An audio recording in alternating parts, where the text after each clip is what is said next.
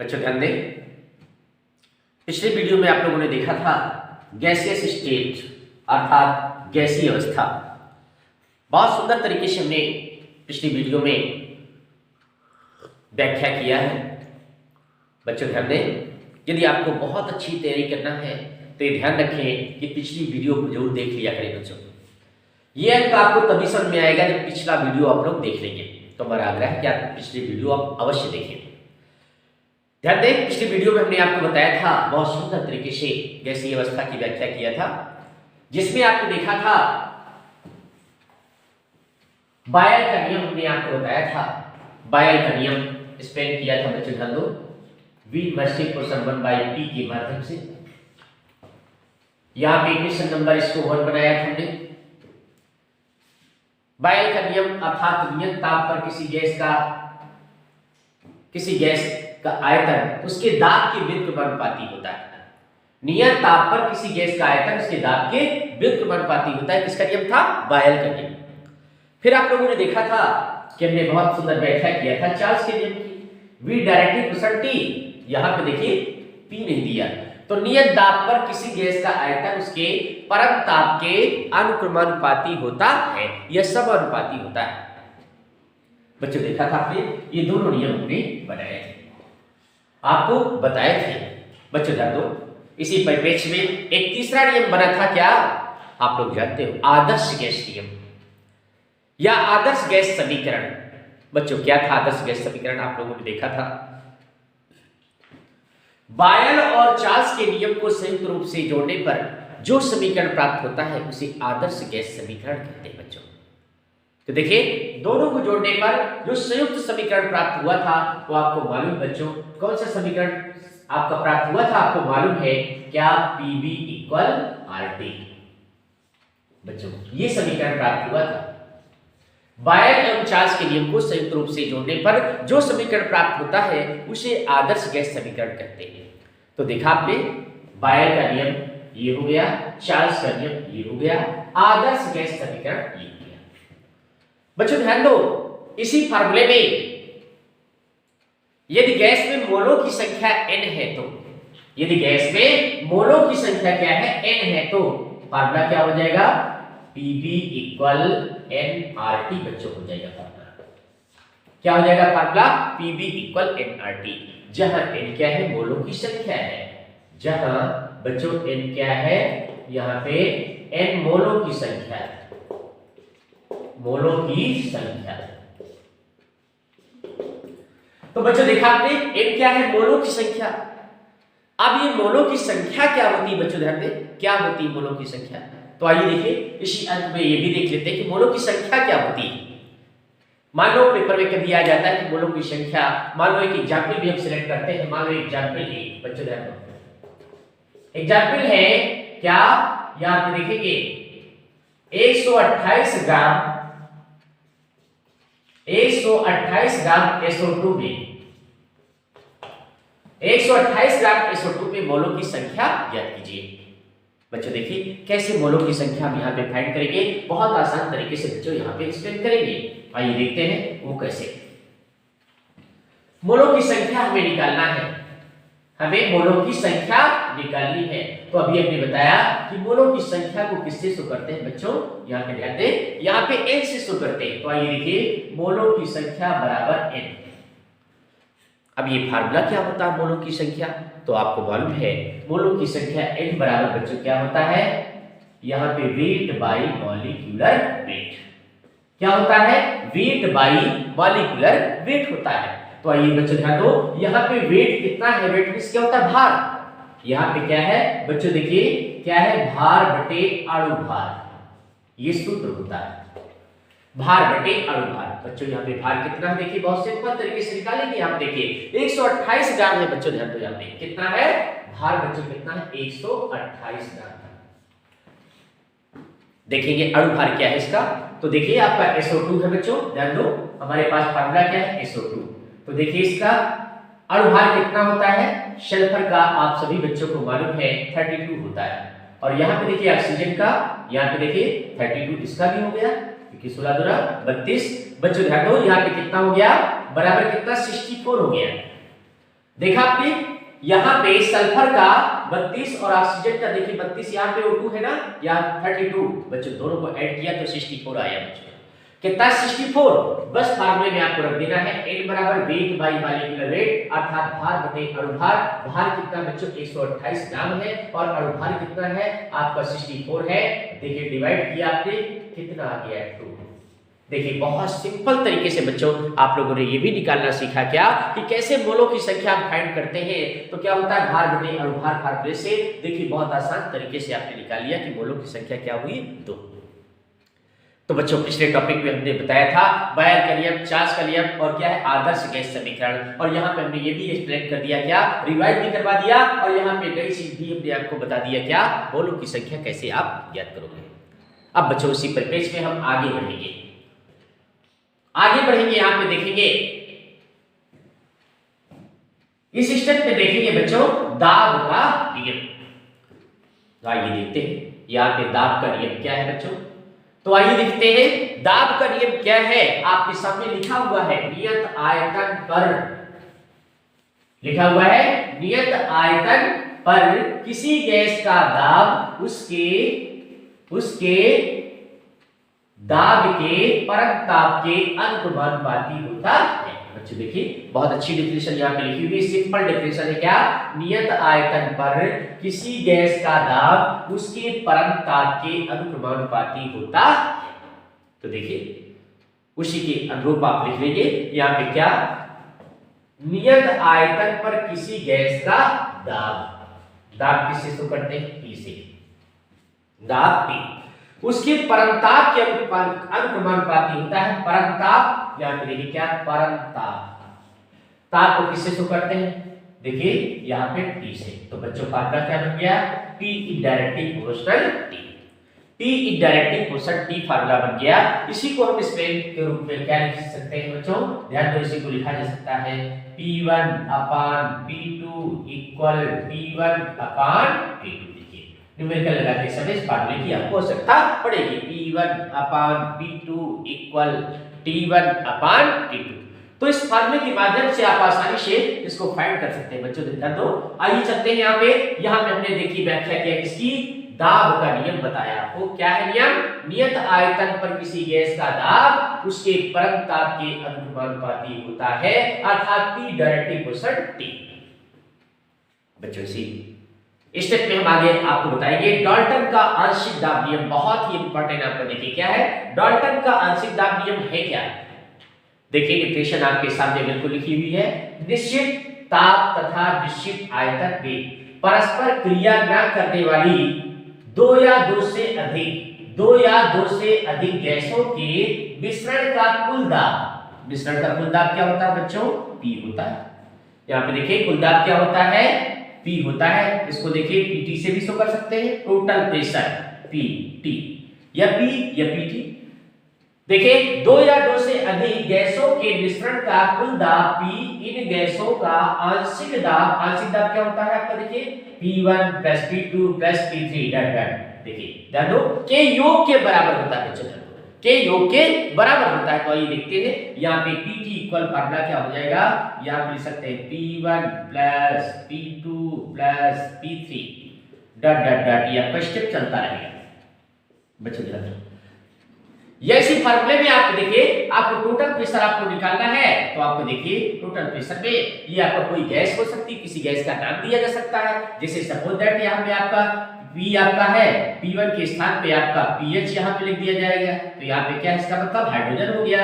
यहाँ पे आपके इसके स्थान पे क्या हो सकता है, नाइट्रोजन यहाँ पे हो सकता है। यहाँ पे आपका क्या हो सकता है, SO2 हो सकता है। तो इस तरीके से आपको देखिए हम ऐसे भी समीकरण को लिख सकते हैं। चाहे तो ऐसे लिख सकते हैं PT equal P1 plus P2 plus P3 के रूप में, या फिर PT equal PH2 plus PN2 plus PSO2 के रूप में भी लिखा जा सकता है बच्चों। तो ये क्या है आपका, देखिए संपूर्ण योग के बराबर होता है क्या, टोटल प्रेशर। अर्थात क्या है आप देखिए निश्चित ताप तथा निश्चित आयतन में परस्पर क्रिया न करने वाली दो या दो से अधिक गैसों के मिश्रण का कुल दाब क्या है P, इन गैसों का आंशिक दाब P1 plus P2 plus P3 के योग के बराबर होता है। तो बच्चों इस फार्मूले को ऐसे आपका लगाते हैं। न्यूमेरिकल लगाने के लिए क्या करेंगे, आपके ये प्रेशर जो आते हैं, ये प्रेशर को ऐड कर देंगे, ये टोटल प्रेशर के बराबर हो जाएगा। तो इसी को हम लिख सकते हैं PT equal P1 plus P2 plus P3, या फिर लिख सकते हैं PT इक्वल जितनी आपकी गैसें दी है उन सभी को ऐड कर देंगे, आपका फाइनल आंसर आपको मिल जाएगा। बहुत सिंपल तरीके से मिल जाएगा बच्चों। तो चलिए देखिए, यहाँ पे हमने आपको एक्सप्लेन किया, क्या एक्सप्लेन किया, दाब का नियम एक्सप्लेन किया बच्चों यहाँ पे, और यहाँ पे हमने एक्सप्लेन किया क्या, डाल्टन का आंशिक दाब नियम। तो देखिए इसी कड़ी में देखिए हम आपका नेक्स्ट आपको एक्सप्लेन करने जा रहे हैं क्या, ग्राहक का विसरण नियम बच्चों। देखिए बहुत ही इंपॉर्टेंट आपका, देखिए बहुत ही इंपॉर्टेंट है क्या, ग्राहक का विसरण नियम। तो आइए देखिए इस नियम के माध्यम से हम सीखेंगे, और इस पे आपका न्यूमेरिकल कुछ ज्यादा ही आता है और बहुत ही इंपॉर्टेंट इस पे आपका न्यूमेरिकल बनता है। तो आइए देखिए ग्राहक का विसरण नियम क्या है। डेफिनेशन आप देखिए, आप डेफिनेशन में लिखा गया है, किसी गैस की विसरण दर, किसी गैस की विसरण दर उस गैस के घनत्व के वर्गमूल के व्युत्क्रमानुपाती होता है। चाहे घनत्व कहा जाए या अणुभार कहा जाए, क्या है, वर्गमूल के व्युत्क्रमानुपाती होता है। चाहे घनत्व कहा जाए या फिर आपका अणुभार भी उसके स्थान पे कहा जा सकता है। दोनों का वहां पे रिलेशन क्या है, उसी प्रकार फार्मूले के हिसाब से रिलेशन एक ही प्रकार का बनता है। तो आइए यहाँ पे देखते हैं बच्चों, जैसे आपका यहाँ पे कहा गया है, बहुत सिंपल वे पे कहा गया है। देखिए सिंपल डेफिनेशन यहाँ पे दी गई है, क्या सिंपल डेफिनेशन देखिए बच्चों, ग्राहक का विसरण नियम, किसी गैस की विसरण दर, किसी गैस की विसरण दर, विसरण दर को किससे शो करते हैं बच्चों, R से शो करते हैं। विसरण दर को किससे शो करते हैं, R से शो करते हैं। तो देखिए किसी गैस की विसरण दर उस गैस के घनत्व के वर्गमूल के, यहाँ पे देखिए वर्गमूल के, बच्चों ध्यान दो, यहाँ पे देखिए क्या दिया है, किसी गैस की विसरण दर। तो आइए देखिए यहाँ पे विसरण दर किससे शो करते हैं, R से शो करते हैं विसरण दर को। क्या है, किसी गैस की विसरण दर उस गैस के घनत्व के वर्गमूल के व्युत्क्रमानुपाती, अनुक्रमानुपाती नहीं बच्चों, क्या है यहाँ पे व्युत्क्रमानुपाती है, अर्थात R इक्वल टू 1/√d इसको लिखेंगे। ये इसको ऐसे लिखा जा सकता है। तो बच्चों देखिए इस फार्मूले को आप बहुत आसान तरीके से एक्सप्लेन कर सकते हैं, इसको बना सकते हैं। कैसे बना सकते हैं, देखिए इसी को लिखा जा सकता है R1/R2 इक्वल रूट, देखिए क्या है आपका D2/D1, इसको ऐसे भी आप एक्सप्लेन के रूप में इसको बहुत ही आसान तरीके से इसको लिखा जा सकता है, क्या R1/R2 इक्वल D2/D1। यह भी हमने आपको कहा था, इस परिभाषा में थोड़ा सा परिवर्तन किया जा सकता है। इसके स्थान पे, घनत्व के स्थान पे क्या लिखा जा सकता है, अणुभार भी किया जा सकता है। इस परिभाषा में चेंजिंग क्या आपका, अणुभार। देखिए तो इसी परिभाषा को निश्चित तरीके से आपका बनाया जा सकता है, क्या कि किसी गैस की विसरण दर उस गैस के अणुभार के वर्गमूल के व्युत्क्रमानुपाती होता है। बच्चों जैसे फार्मूले को आपने कन्वर्ट किया, घनत्व के स्थान पे क्या लगाया आपने, अणुभार लगाया। तो आइए देखिए फार्मूला आपका क्या है, न्यू फॉर्मेट में आपका चेंज हो जाता है बच्चों।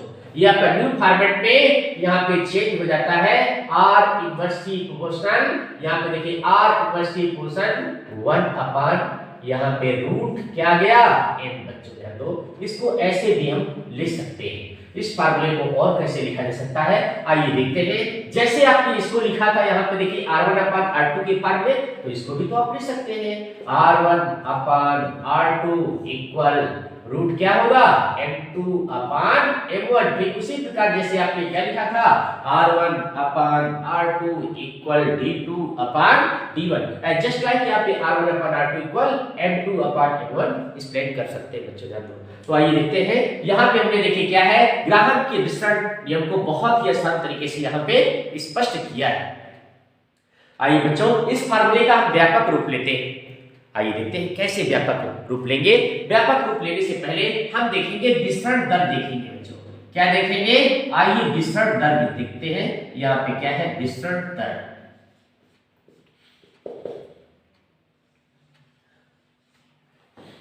बच्चों यहाँ पे देखेंगे ये जो हमारा स्टेप है वो कौन सा स्टेप है, देखिए यहाँ पे हम विसरण दर देखेंगे। देखिए तो आइए देखिए, किसी गैस की विसरण दर, ध्यान दो, किसी गैस की विसरण दर उस गैस के आयतन एवं समय के अनुपाती होता है, अर्थात इसको लिख सकते हैं R इक्वल V/T, इसको लिखा जा सकता है। आयतन एवं समय के अनुपात को विसरण दर कहते हैं, ऐसे भी हम परिभाषा बना सकते हैं।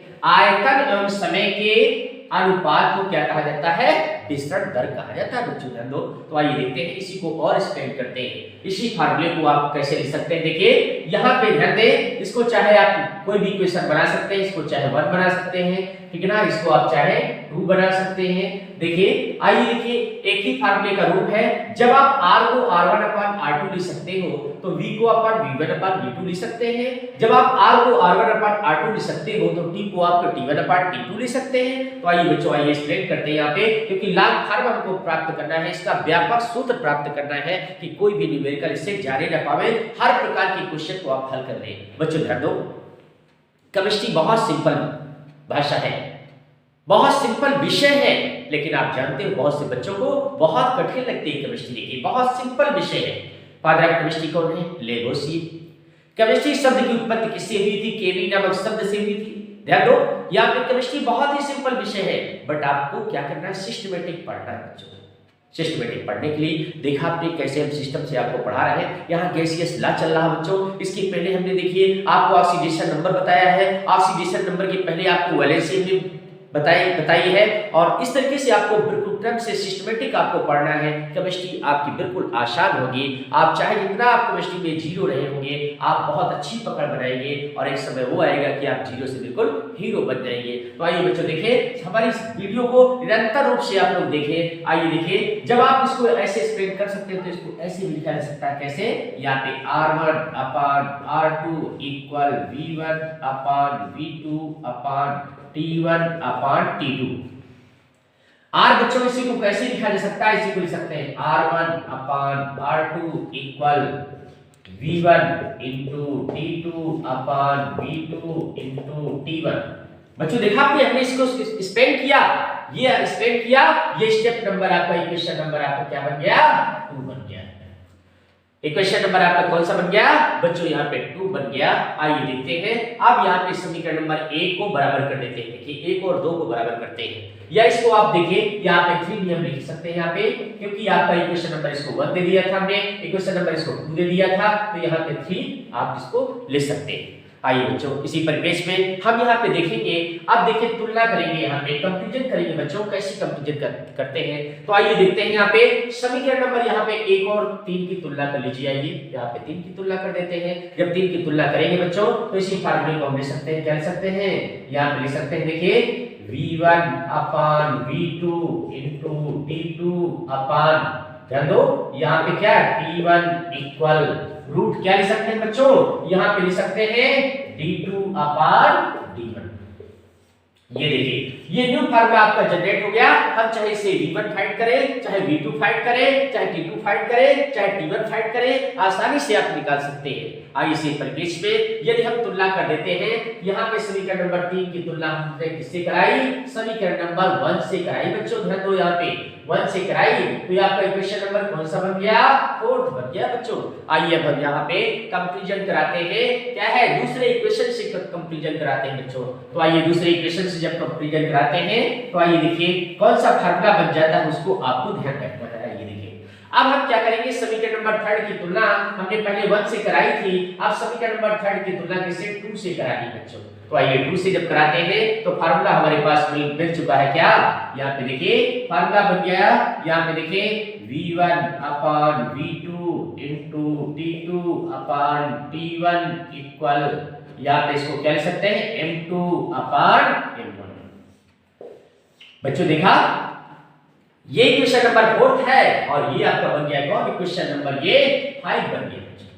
इक्वेशन नंबर कौन सा बन गया? ये 5 बन गया। देखिए कितना बेहतरीन फार्मूले आपके सामने आ गए हैं। यहाँ पे देखिए इक्वेशन नंबर 4 के रूप में, इक्वेशन नंबर 5 के रूप में, देखा आपने कितने आसान फार्मूले आपके हैं। चाहे यहाँ पे मॉलिक्यूलर वेट निकालो, चाहे आपका टाइम निकालो, चाहे आपका वॉल्यूम निकालो, चाहे यहाँ पे डेंसिटी निकालिए या टाइम निकालिए, सारी चीजें आप आसानी से यहाँ पे आप फाइंड कर सकते हैं। तो हमने ये वीडियो के माध्यम से आपको पूरे फुल चैप्टर की बहुत अच्छी जानकारी प्रोवाइड कराई है। बच्चों आप लोगों ने शायद पिछली वीडियो ना देखा हो तो उसको अवश्य देख लें और देखिए बहुत ही रेगुलरिटी से हमने आपको इसको पढ़ाया है, बहुत स्लो मोशन में पढ़ाया है। आप लोग अच्छी तरीके से इसका अवलोकन करें और ये टॉपिक आपका बिल्कुल बेहतर है, आपका बहुत ही अच्छा है। आपका कंपटीशन के दृष्टि, ये सारी परीक्षाओं के दृष्टि ये टॉपिक आपका बहुत ही इंपॉर्टेंट है। तो बच्चों ध्यान दो। चलिए मिलते हैं नेक्स्ट वीडियो में और हमारी नेक्स्ट वीडियो देखना ना भूलें बच्चों। एक्सप्लेन करेंगे हम आपको, बहुत ही अच्छी चीज एक्सप्लेन करेंगे। ओके, मिलते हैं नेक्स्ट वीडियो।